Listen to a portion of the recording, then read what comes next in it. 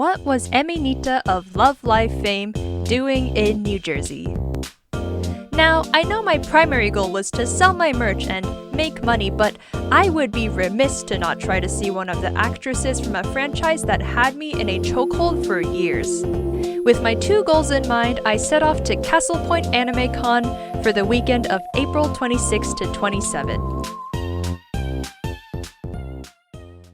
CPAC is held in the Meadowlands Exposition Center in Secaucus, New Jersey.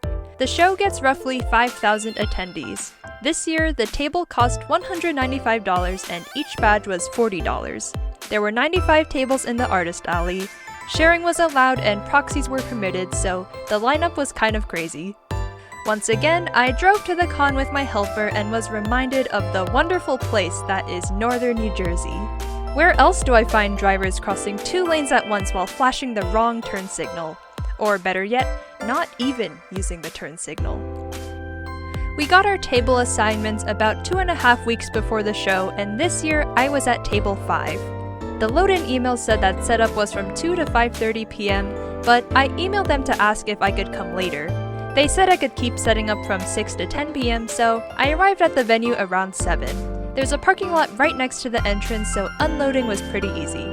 Check-in was smooth, and the staff gave the artists a complimentary fanny pack to hold cash in, which was very thoughtful of them. I was sharing the table with a friend, so setting up went pretty fast since I was only doing half of my regular display. Usually I like to leave a little free space in my display, but in order to fit all my merch in 3 feet, I had to build upwards instead of outwards. Because my display was taller than normal, I was worried that if I sat on the chair the con provided, the attendees wouldn't be able to see me. I didn't want to stand all day either, so I brought my high chair with me. I previously got it for Anime NYC, where my display was also pretty tall and I was sharing, so it's kind of become my table sharing chair.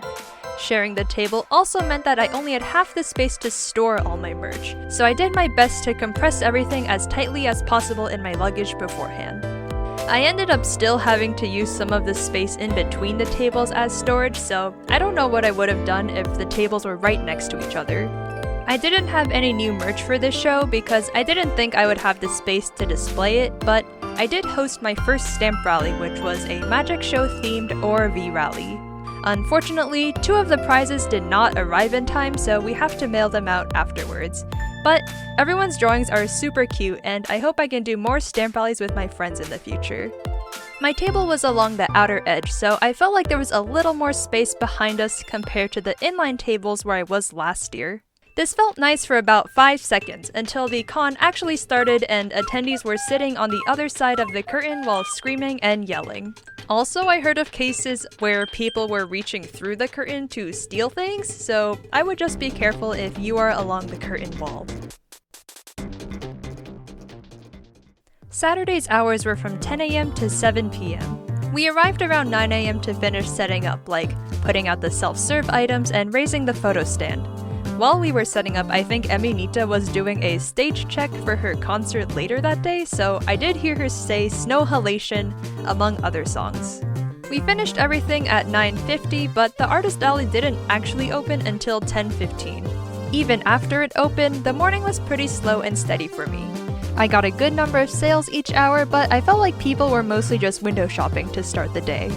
I ate some lunch, and then things picked up a bit after 12. There was a huge spike of sales at 4 p.m. which I can't really find an explanation for, and then after that things slowed down again and we closed at 7.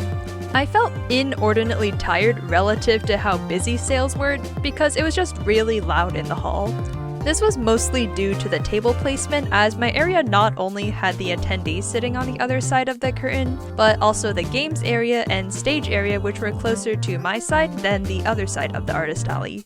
Just hearing all the different noises throughout the day drained my energy a lot faster than normal.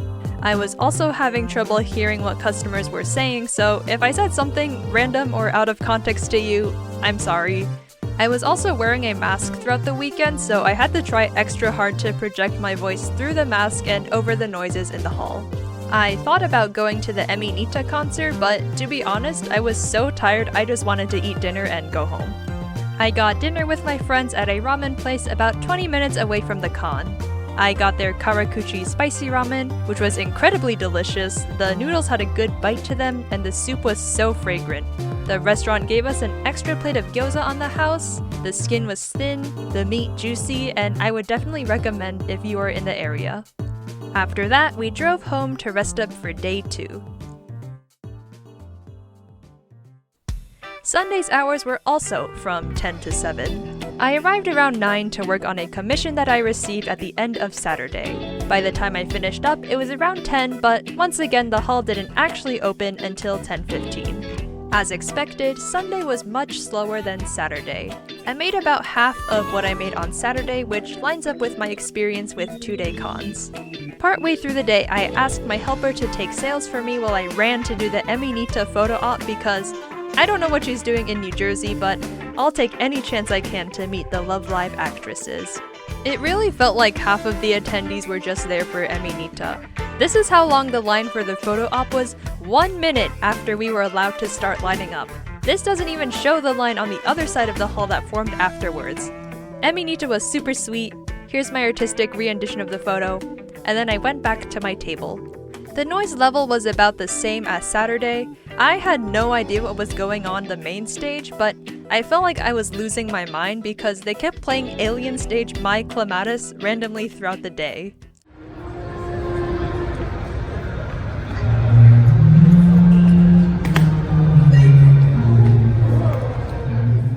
Sales were pretty steady, there wasn't a single massive spike like Saturday, and I also handed off the finished commission in the afternoon. Around 6, things really slowed down, so I went to do my rounds of shopping and saying hi to artist mutuals. After that, I went back to my table, took the final sales of the con, and started tearing down. 7 p.m. feels like kind of a late closing time for the last day of a 2-day show, but we packed up our things surprisingly fast and went to a Pakistani restaurant for dinner with Oomps. It was pretty close to the convention center, stayed open late, and was willing to host our party of 10 with no reservation. I got a mango lassi and butter chicken-like dish with some garlic naan for everyone to share. The chicken was super tender and the sauce went really well with the naan. I think these were not portions for one person though, so I took home the leftovers to eat the next day. We finished eating, said our goodbyes, and then went home. This is my local con, so my costs were extremely low. I basically only needed to pay for the table, gas, and dinner for my helper and me. Overall, I'm pretty happy with how I did at the con. Even though my gross profit wasn't as high as some other shows I've done, the low costs more than made up for it. I certainly did better than last year, which is already a good sign. The biggest change between last year and this year was that this year I made my table basically 100% fan art, whereas last year I had more originals displayed. Although I do like to show off my original characters and projects, with the limited table space I knew it would just be better to go all in on what I knew would sell best. My best sellers were by far my charms, followed by large prints and then stickers and sticker sheets.